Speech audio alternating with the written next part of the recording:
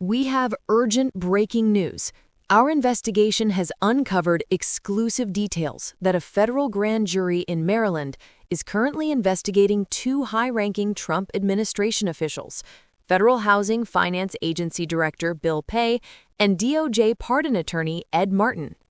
The investigation focuses on allegations that they improperly appointed individuals to assist with mortgage fraud inquiries targeting California Democratic Senator Adam Schiff and New York Attorney General Letitia James.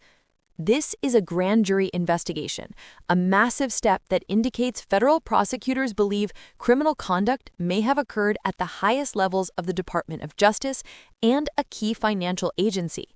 Let's begin by outlining the precise details of this surprising investigation. A federal grand jury operating in Greenbelt, Maryland, has initiated the process of subpoenaing various records and documents. Furthermore, FBI agents have begun questioning people regarding the conduct of Bill Pay, the federal housing finance chief, and Ed Martin, a DOJ official who was previously the U.S. Attorney in Maryland. The question is whether they wrongfully designated or deputized individuals to participate in investigations into alleged mortgage fraud. The key phrase here is wrongfully designated. This isn't about the substance of the fraud claims. It's about the lawfulness of the method they used to investigate. Were they using legally sanctioned federal agents, or were they bringing in individuals who had no legitimate authority to conduct law enforcement activities? As we know, these specific mortgage fraud accusations have been heavily scrutinized and doubted by career prosecutors, who contend there is no factual basis sufficient to bring charges against either Letitia James or Senator Adam Schiff. The origin of the claims against Schiff and James involved highly technical aspects of their personal mortgages, specifically allegations of misstated residency or falsified documents to secure better loan terms. What we know from multiple sources is that career prosecutors, the non-political, experienced DOJ staff, took a look at these referrals and uniformly determined they were weak, borderline frivolous, and lacked the factual sufficiency required to bring a case. This context is vital. Pay and Martin were pushing investigations that the government's own experts had rejected as baseless, creating a clear timeline of political pressure overriding prosecutorial judgment.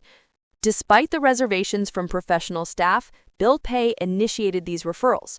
Both Mr. Pay and Mr. Martin have been actively pushing prosecutors' offices to file these specific cases. Bill Pay and Ed Martin are not just bureaucrats. They are central, hyper-loyal allies to President Trump.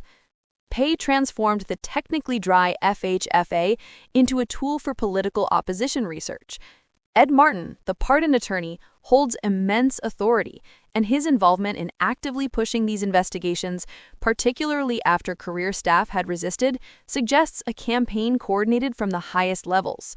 The use of the pardon attorney's office, an office traditionally focused on clemency, to influence active criminal investigations against political rivals is an unprecedented abuse of power. The goal was clearly to obtain charges regardless of the evidence. However, according to the documents and sources we have reviewed, the tables have turned. The Department of Justice is now investigating the methods used by these two key allies of President Donald Trump. This is a dramatic reversal of fortune. This is genuinely the most astonishing story. One legal expert, upon hearing these findings, described it as a sign of life for the rule of law. The irony is stunning.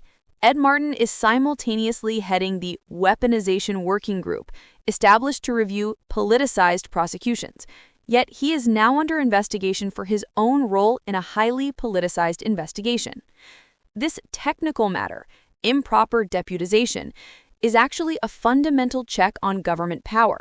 It asks, did these investigators have the legal, constitutional right to act as agents of the state? If the answer is no, it's a massive violation of due process. Clearly, there are deeper issues at play here. This suggests a fracture, a conflict between the political wing of the DOJ and the department's institutional desire to prevent a complete collapse of its credibility.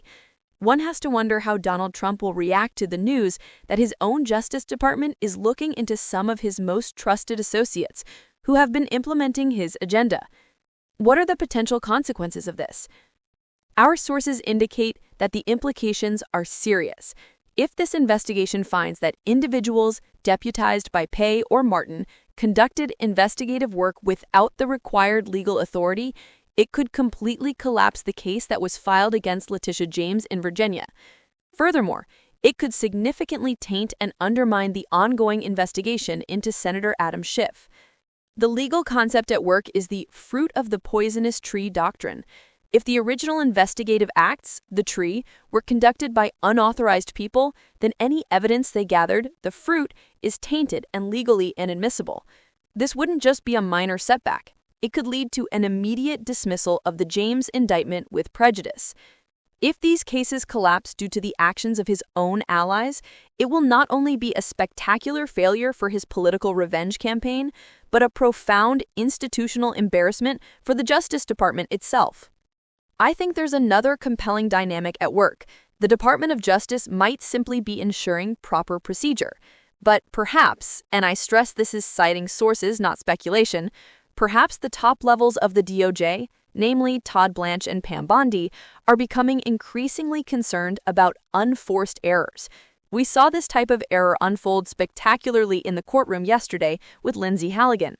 The room was silent when her colleague admitted that a full grand jury had never reviewed the complete indictment she secured in the case against former FBI Director Jim Comey. This was a catastrophic, fundamental procedural failure that called into question the integrity of the entire grand jury process. Unforced errors like this, which could lead to a case dismissal, are setting off alarm bells inside the higher echelons of the DOJ. Todd Blanche and Pam Bondi are seasoned attorneys, now running the Justice Department. And they understand that major procedural blow-ups, like what happened yesterday, can occur. They know that no political goal is worth destroying the institution's credibility. That is a very sound hypothesis, and it is supported by what we are hearing. Pam Bondi and Todd Blanche were never enthusiastic about these marginal mortgage fraud cases. Launching a criminal investigation into Donald Trump's most favored, agenda-executing allies is the nuclear option, but it is a step they may see as necessary to prevent the entire department from being undermined by these procedural time bombs. It will be fascinating to see how this story develops. That was our in-depth analysis of these crucial developments. We will, of course, continue to follow this breaking investigation closely and bring you any further details as they emerge. To follow this rapidly developing story and all our breaking news analysis, please take a moment to like this video and subscribe to our YouTube channel. Turn on notifications so you don't miss our next update on the integrity of the Justice Department and the rule of law in the Trump era.